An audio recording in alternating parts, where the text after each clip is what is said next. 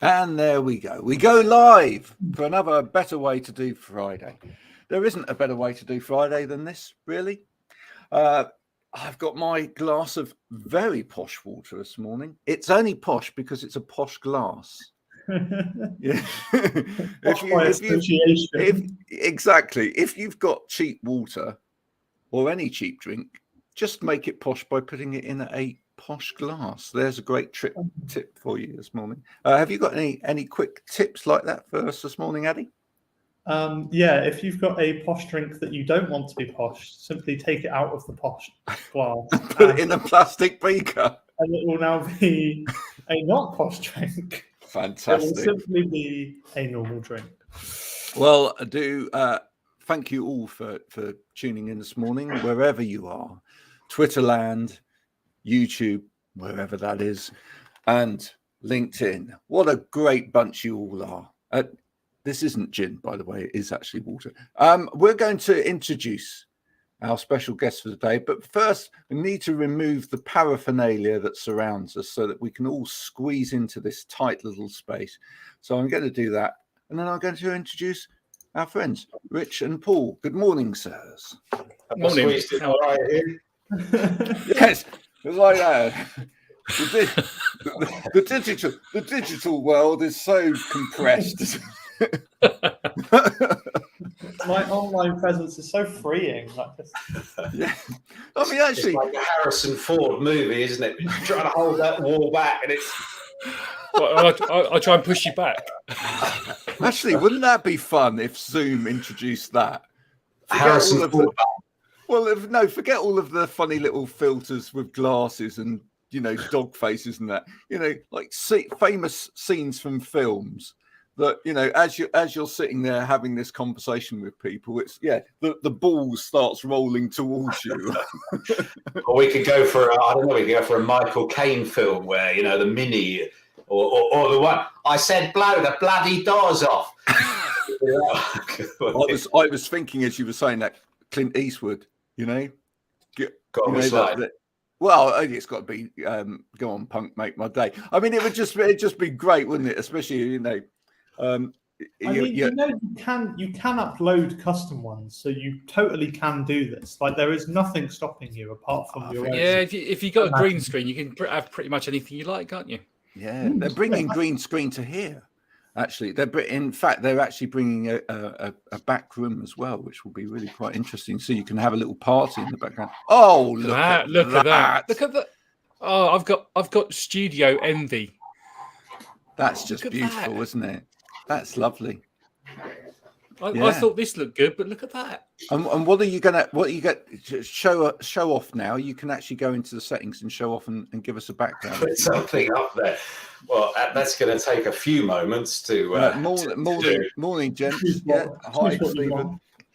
Yeah. So, Richard's bringing the conversation this morning, and as we've got Addy here as well, we wanted to talk a little bit about setting the bar in terms of video and film content.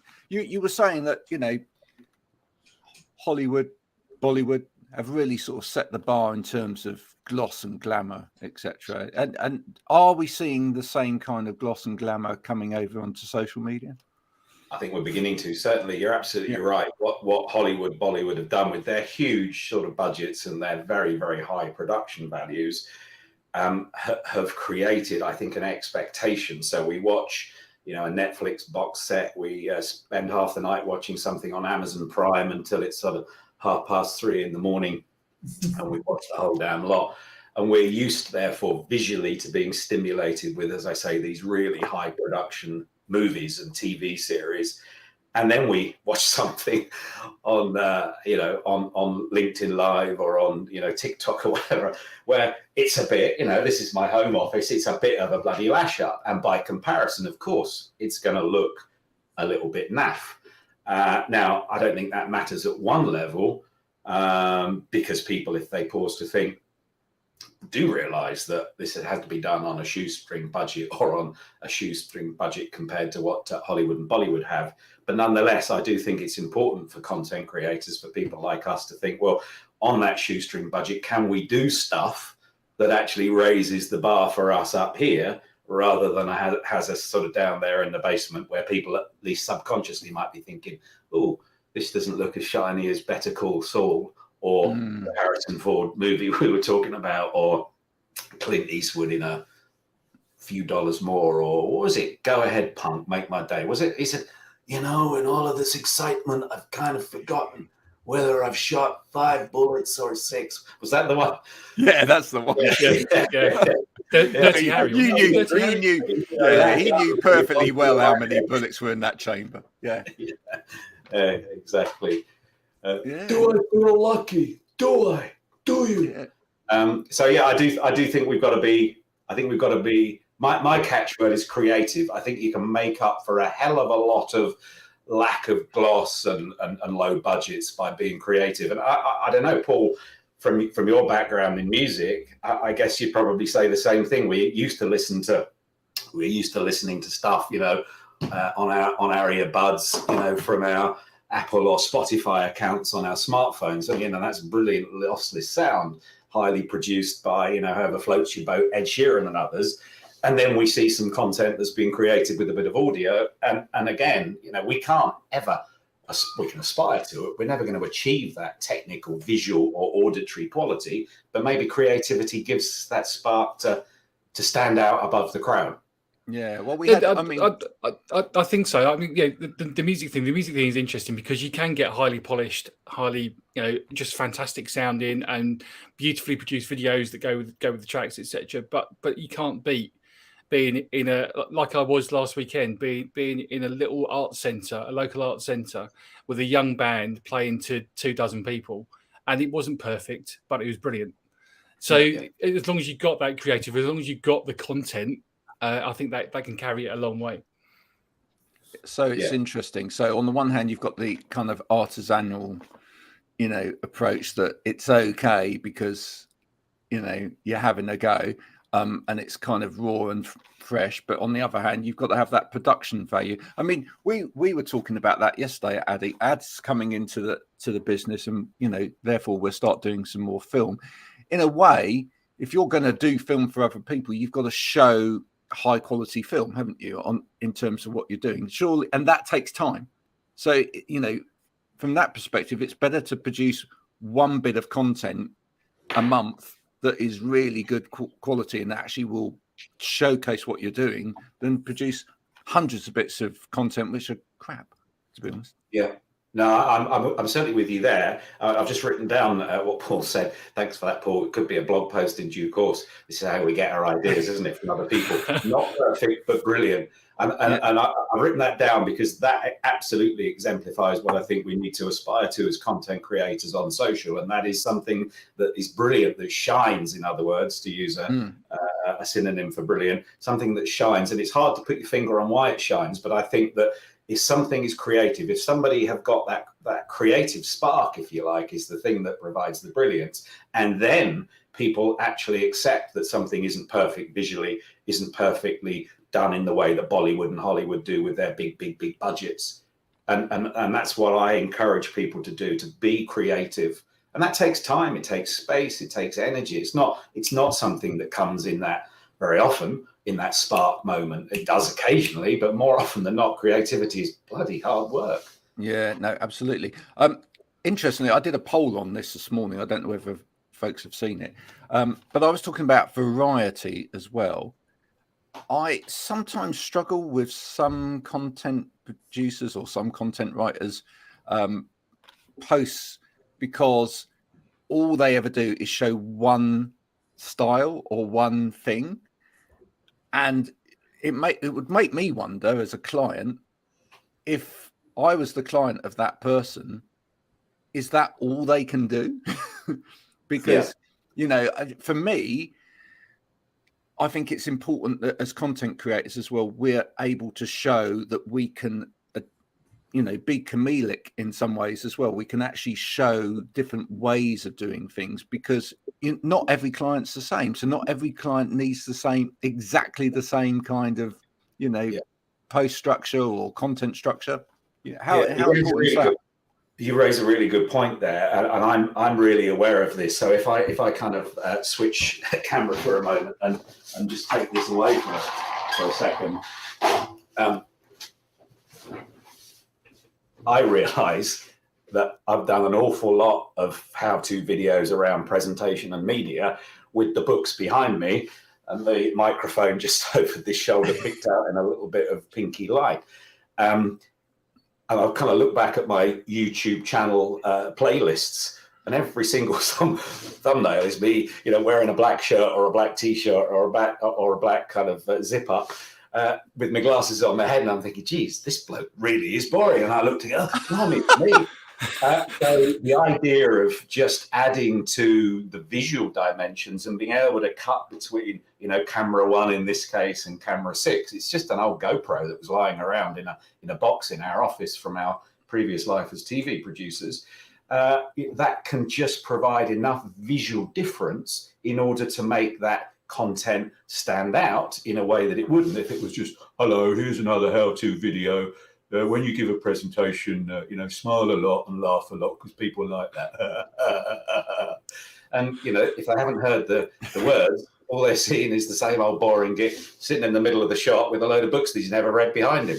Yeah, no, absolutely. Interesting. I interviewed a musician yesterday, and he had a fantastic setup, and he'd done the same. He got GoPros, etc. And all of that changed for him in the middle of the pandemic because he realized he couldn't go out, he couldn't play live, he had to take his music to the people. But suddenly it opened up, he was saying it opened up a whole new market for him, because he realized that actually if he could show different groups of people different types of content around his music as well, because some of them would be I actually just want to hear you play stuff, and others would be the geeks because it was electronic music. It would be, I really want to know technically how you do that, and I want to know what sort of equipment you do, and let's deep dive into what you're doing on Cubase or whatever. That it really can open up variety, and that's important. I've shocked everybody into saying. I was going to say, I was going to add to that, back to this notion of some kind of creative spark being the thing that Paul identified quite rightly, not perfect, but brilliant content coming from that creative spark. I noticed, going back to your point, Graham, about COVID and your musician story, that it was a huge disruption, wasn't it? I mean, my business had been tickling along for 20, 25 years doing face-to-face training. And then suddenly I couldn't do that. Crisis, cash flow off a cliff. I was like that little, road runner. I was just over the edge of the cliff, and then I looked down and I realized there was no ground beneath me anymore. And I was out as a business to go, Wah! And plunge to my death in the canyon below.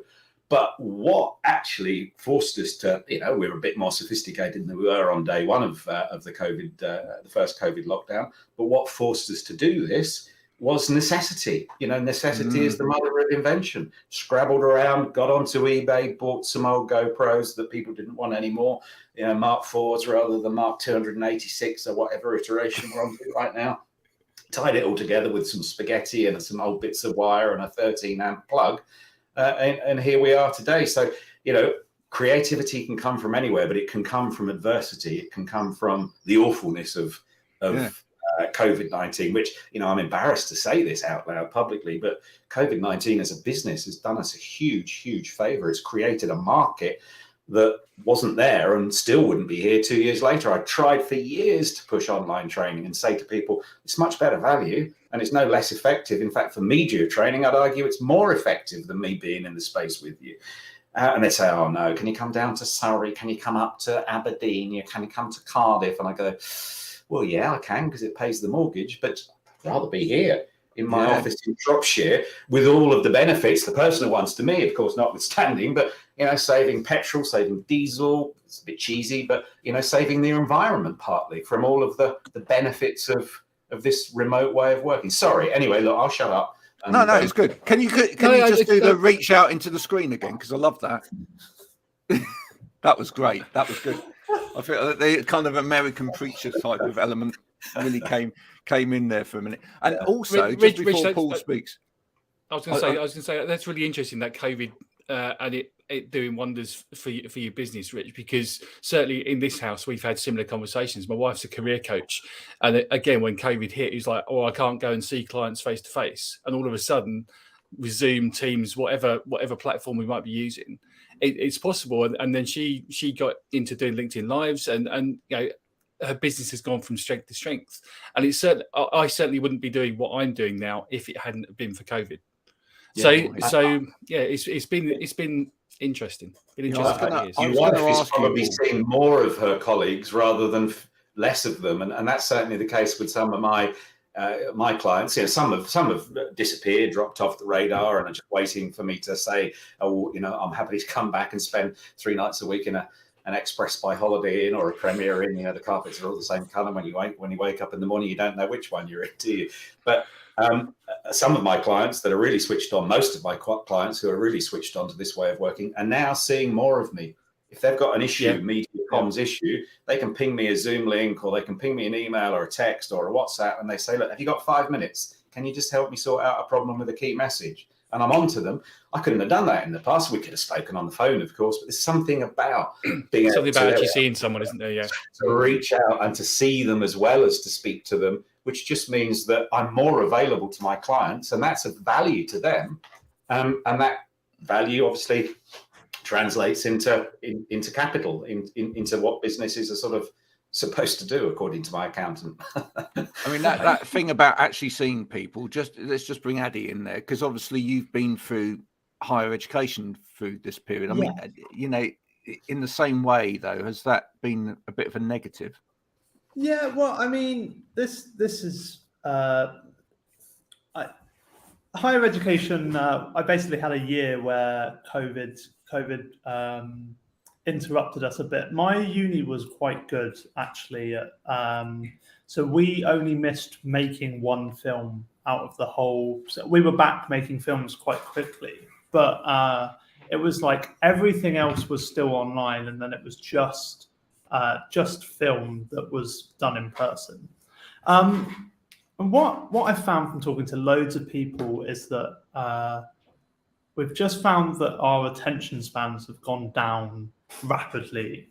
For everyone that went to higher education during COVID and had to sit through loads of online lectures and stuff, our attention spans have gone down in normal lectures when we've gone back, because when you do an online lecture, when you make an online lecture, is a bit like a podcast almost. You're just making content, aren't you, really? It's just teachers making content for students. Well, it becomes this sort of type of content that loads of people like. It's like the dark side of content. Like, nobody wants to talk about it. Nobody likes to think they're making it, but you're making basically multimedia content, where what I mean by that is you could have a lecture on and be doing something else, and loads of people my age will have a podcast on, do something else, have one like this thing you're doing, like we're doing right now, have this on in the background. I admit fully that I might have this on or something like this on in the background, have like a computer game in front of me, and also be listening to something else or doing something else as well. I will have like 2 or 3 things going at every single time. And loads of people don't want to admit that they could be easily. Hey, look, it's no shame in making content that is designed to sit underneath other content. And that is a really great way, linking back to the original point, of making media that competes with high-end media. Just one of the ways you can do that is by not trying to compete. Like, if I have someone's high-end computer game over the top of my podcast, I'm still engaging them with what I'm saying. You're getting the view. Look, you see, you can do lots of things, and some people need to think about making content that is designed to sit underneath other content, and that's a really creative way of competing with people's content and competing with high-end stuff. That's a really good point, Addy. I've not thought of it like that before, and it strikes me that there's a difference between that kind of content that you could perhaps loosely describe in musical terms, Paul, as Muzak, which, you know, is in the lift and is in the background, is always in the background. And I think what we need to do as content creators is, if accepting, you know, Laura's point there, that's what she's doing right now while she's working, doing something, you know, that pays the bills rather than watching us. We've got to find ways of basically interrupting their workflow in the nicest possible way, pricking up their ears or widening their eyes and saying, I'm going to turn that background Muzak, that background content right up the dial now, because somebody, Graham, Addy, Paul, Rich, has said something interesting that is relevant to me, that might be useful in my working life, might be entertaining, informing, educative in some way, shape or form. And then they'll extract that little micro content from the Muzak screen, if you get my analogy here. And then they'll go back to working and they'll go, do you know what? Thanks, fellas. That was really useful. They won't listen from beginning to end in the old kind of linear way that we used to consume media. I started as a newspaper reporter on a local newspaper in 19. Oh, sorry. And you know, it was literally a hot metal printing press and a mechanical typewriter with inky ribbons. And you know, we had to read a newspaper in a linear fashion. All right, we could skip to page 3 if that's what we wanted to look at, or we could go to the back pages and look at the sport. But you kind of wrote it in a way that was designed to be consumed from beginning through the middle to the end. Now people dip in at the end, they plunge in the middle. So how do we do that? How do we, you know, visually we can use our hands to pull people like Laura into our webcast, our podcast, whatever it happens to be. Musically, Paul, any suggestions? How could we do that? Well, it is an interesting one, because I've had this conversation with my kids, because they don't listen to the music in the same way that I started listening to music. So Spotify, Apple Music, YouTube, all of those platforms, I mean, you can just dip in and out and you can create playlists, and playlists are brilliant, but the art of the album, I think, has been lost by this generation. I used to love sitting down and listening to an album, and I still do. And I'm going to talk about some albums in a bit, but it's not the way people generally consume music now. And I think that the music industry has had to think about that a lot. I'm pleased that artists are still making albums, are still you know, putting stuff out that needs to be listened in a particular way. And I hate the fact that people might want to shuffle albums, because artists spend a lot of time constructing albums to be listened to in a particular order. But yeah, I love Spotify. I use Spotify when I'm DJing at school discos and other events, birthdays and whatever. It's just so easy to do that. You know, if I go back to the days when I first started DJing when I was in the sixth form, and I used to have to take boxes of records. I was going to ask you, Paul, is that actually DJing if Spotify is doing it? It's still DJing, because you still got to think about what people are dancing to. So yes, okay. I could create a playlist, right? So for school discos especially, I could create a playlist and just press play and let it play through, and the kids would dance whatever. Yeah. I don't like doing that, because I like being the person that's taking them on that journey of that disco. And it's the same, you know, I'm doing a 50th birthday party later this year. I've done other birthday parties for friends, whatever. And I like taking people on that journey. I like starting off with the less frantic songs, for want of a better word, so that when people are at a party, you know, they're chatting with each other, they've got a bit of time to do that, and then you just crank it up, and there's a definite start point. And then you take them on a journey through the different decades. There's a bit of 60s, bit of 70s, bit of 80s, and then that last hour, 1930s, yeah. Flanagan in the old days, I couldn't play that because I wouldn't be able to play 78s on my decks. But well, I you know, for me, when I was DJ, I loved nothing more than having, you know, a couple of proper decks there and actually constructing new music out of existing music. Because for me, it was that creative element of mixing something together. You can still do that. I just put it out there. You can still do that with. You can use Spotify or different software and get digital decks. It's not a lot. So I do own some digital decks, but I'm very old, and I find it really difficult to actually use them. Give them to my 16-year-old son. Within 5 minutes, he was banging out a drum and bass set, and I wondered what the hell was going on. And it was him just mixing a load of stuff together. That's brilliant, isn't it? Could an algorithm replace you, though, as a DJ? Could an algorithm actually sort of geolocate everybody in the dance hall and interrogate their phones without them realizing it, and see what kind of music they listen to, and then that algorithm would put together the perfect playlist for all of those people? You know, so the DJ was in effect a bit of mathematical code that, I don't know, just kind of infects people's phones with. It would never work, because people would know that's what was happening, and then you'd have someone go along and try and sabotage it, and they just play loads of rubbish music on their phone. The 1812 overture, and also, every single song would either be Harry Styles or Ed Sheeran. And going back to what you were saying a minute ago, Rich, we really do need to up the ante then in terms of the content, and also, you know, who's involved in that content in order to keep people's attention. So with that in mind, let's go live now to Ed Sheeran, who's at Cardiff Stadium, to get his viewpoint on what's going to be happening in the future on this program. Oh, sorry, technical hitch. Anyway. Every time. But it works, doesn't it? I mean, there you go. We've been trying to have Ed on this show for ages now. He keeps having Wi-Fi problems. I think one way to do this is just to go out and find loads of people that have the same names as celebrities and get them on your content. What a great idea. We talked about this last week, but what was it? People... There he is! Oh, 1 minute. Let me just make him solo layout. So, hi, Ed. I guess you're a bit busy right now because, you know, you're preparing for tonight's gig. Ed, you know, how important is it for the younger generation to have your CDs in their collection? Very.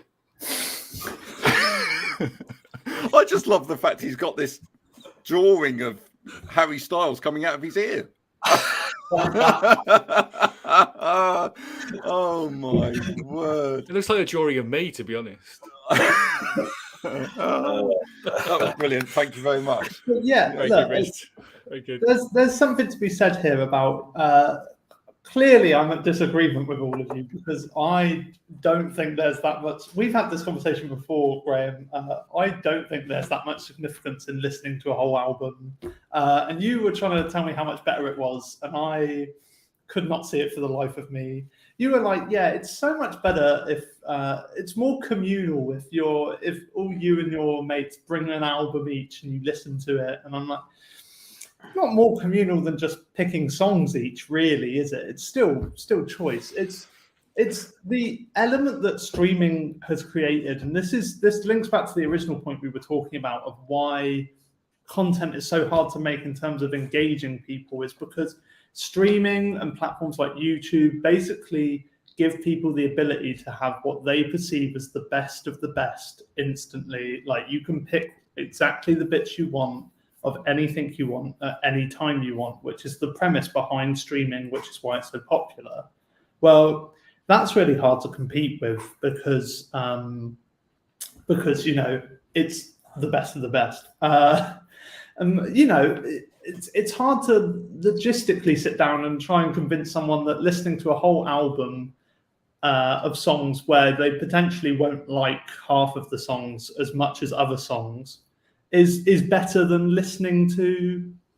Addy, I'm with you, because look, the audience are the final arbiters of any kind of communication. If it doesn't work for the audience, whether it's 1-to-1 or 1 to millions via you know, an album or a streaming service, if they don't like it, well, why are you going to continue to provide it?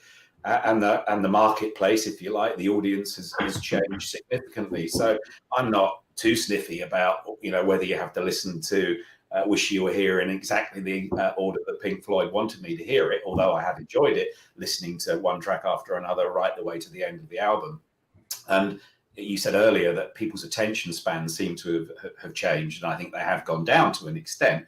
And what seems to work, I think, online, certainly for me, is little bite-sized bits of content. And weirdly, you know, you do a 2 or 3 minute how-to video or even a 30-second how-to video, someone will extract some value from that, and then they'll watch your next 30-second or 2-minute video, and then the next. Before you know it, they've seen the whole bloody album, but it hasn't ever been put together as an album. So people will bizarrely watch 5 minutes of 30-second videos, 10 one after the other, in a way that they wouldn't sit down right at the start with one 5-minute video. That's just not how they behave these days. Yeah, I think you're right.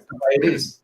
I think you're right, and I think musicians are cottoning on to that. I think what they're realizing is that, you know, the thing is that, and we'll talk to Paul very quickly here as well about the albums he's chosen for this week, but musicians don't write albums from a commercial perspective a lot of the time. A lot of musicians write music because they have to write it, and they write it in the way they construct it. If they're going to construct an album, they're going to construct an album in the way that they want to say something into the world.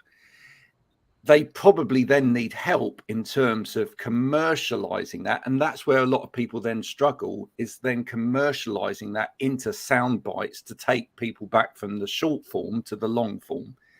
Because they're not, when they're sitting down to produce it, they're not thinking about that as the process. They're actually thinking about, I've got something to say. And I want to, you know, and if I want to construct that as an album with a meaning all the way through it, that's what I'm going to do, because I've got to stay true to myself. Paul, what have you chosen for us this week, music-wise? Well, what I've chosen this I've got 3 albums I want to talk about. I think I did 3 last time, so I'm going to start with one we've already alluded to. So Harry Styles. Okay, I don't have a physical album to show you. I've got physical albums for the other 2, but Harry Styles' album. I mean, my 16-year-old son, which I think Graham, I said he wants to come on this, and once his exams are over, maybe we can get him on to give his 16-year-old opinion on some stuff as well. I love that. But he told me about Harry Styles' album, so obviously I know who Harry Styles is. I'm obviously aware of One Direction. I've played One Direction so many times at school discos, and still do. It's mad to think it was 12 years ago that they were on the X Factor. Wow. But Harry Styles' album is just brilliant, right? It doesn't matter what sort of music you're into. There's something on there for everyone. It's a brilliant pop album. It's been defined as pop funk, pop rock, or synth pop. But what's the underlying theme? It's a pop album, and it's brilliant. It's brilliantly produced. There's some great songs. There's some different styles in there as well. I mean, my 2 favourites off the album are As It Was, which is one of the singles. It's a very 80s sounding song, very, very aha. Lots of synths in that. That's fantastic. Sorry, that's my dog. If you can hear her, the window cleaners. Oh, I thought that was the next track from his album. And she's going a bit bad because the windows are being cleaned. So yeah, Harry's House is the name of the album. Have a listen if you haven't had it. And while we're talking about streaming, I mean, I had looked this morning, and he's still got all the tracks, all 13 tracks off the album are still in the top 20 UK most streamed tracks at the moment. And after the album was released, he had the top 13 tracks. So his album was numbers 1 to 13 in the top streamed tracks in the UK and globally for a while as well. So, I mean, he's obviously very successful. He's got a lot of music industry power behind him, but it's just a brilliant album. Mm-hmm. Yeah, have you heard it? Has anyone heard it? Yes, I have, and I think he's got a very keen ear. I think he listens to a lot of music, which comes across, and of course he's a good-looking lad, so that doesn't hurt, does it? What are the other 2? So the other 2, so quickly, I'm going to see this band next week. This is Amel and the Sniffers. I mean, that's a cover and a half, isn't it? I love that album cover. Hi, Harry. And Harry's on the show as well. Hi. Oh, hey, Harry. Good to join us. The other thing I love about this is I'm a sucker for a bit of coloured vinyl, and that's a smoky grey coloured vinyl, which is beautiful. Everybody's doing it now. Everybody's doing it. Get into that. And they're selling it to people who are suckers for the marketing like me. But Amel and the Sniffers, not a new band. They've been around a few years, been around since 2016. And in fact, when I was in Melbourne, which is where they're from, in 2017, I saw a poster for a band called Amel and the Sniffers, and I thought, that's a great band name. They must be a punk band, and that's what they are. And it takes me back to my roots and the music that I started listening to, the punk, the ska, the guitars, the music with message. And Amel and the Sniffers are fantastic. Comfort to Me is the name of the album. Guided by Angels was the big single off of it that really got me into the band. And I'm seeing them live next week at Brixton Academy, supported by another couple of artists who I probably will talk about sometimes. Bob Villan and Lynx is another artist. Bob Villan. So we need to get Bob Villan on, and everyone think we've got Bob Villan on. Yeah, it's brilliant. Yeah, exactly. And that's how they spelt villain. They spelt it like Dylan, but with a V. Amel and the Sniffers, that's a big recommendation from me. And the third one is this fantastic cover. Look at that for a cover. What's inside is more than just ham. And this is on lovely podcast as well. This is on lovely greeny blue vinyl. Look at that. The same colour as your T-shirt, Graham. Yeah. So there's a band called Feet, and they stylise Feet with all uppercase letters. Again, they've been around a few years, but obviously COVID has kept them quiet. I first saw them supporting Inhaler in beginning of 2020. It's a very Britpop type sound. English Weather is probably their most accessible track if you want to start listening to it. It's a very, very Blur sound. And I saw them, they were the band I saw live last weekend in Reading at a little art centre. And what I loved about that is we got to meet them afterwards because they were the people selling their T-shirts. So I love a bit of merch as well. That's great. As does my son. And they were there and we got to have a chat with them. My son, as an aspiring musician or a musician who's hoping to go to music college once he's done his GCSEs, it's just all good experience for him having a chat to these people and seeing bands that close up. So those are my three recommendations this time. Harry Styles, very accessible pop album. Everyone's probably heard it anyway. Amel and the Sniffers and Feet. Amel, as in Amel Nitrate, Amel and the Sniffers? As in Amel Nitrate, yes. Yeah. Okay. And the band's Australia and the title of that last album again? Aren't they?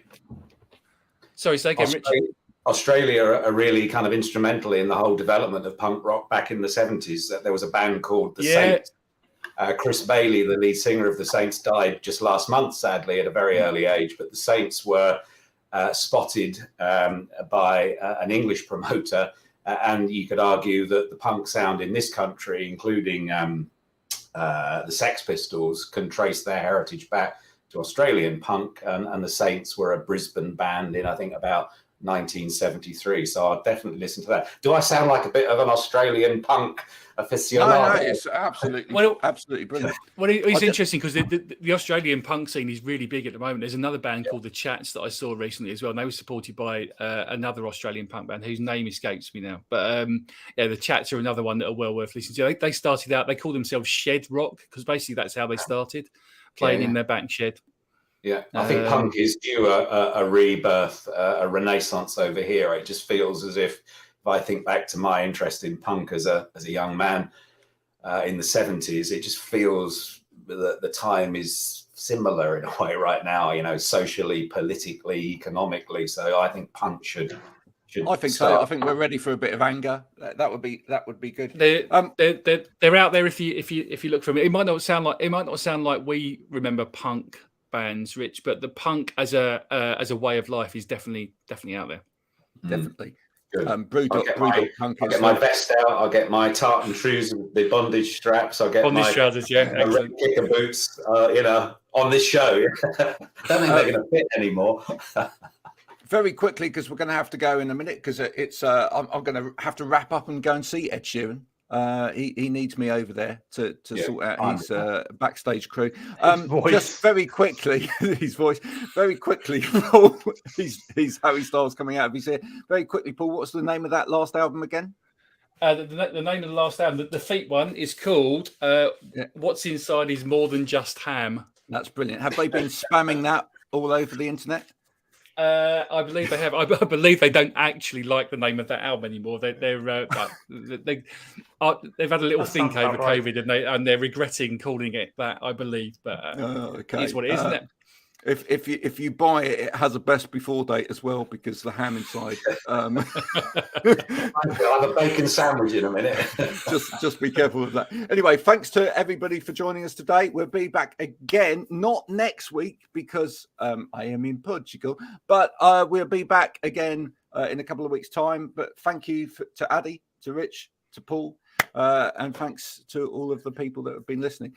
Enjoy. Go and make some creative content on any social platform and make it good. Okay? Because that's the way we need to do it. Bye for now, everyone. All right. Cheers. See ya. Bye. Thank you. All right.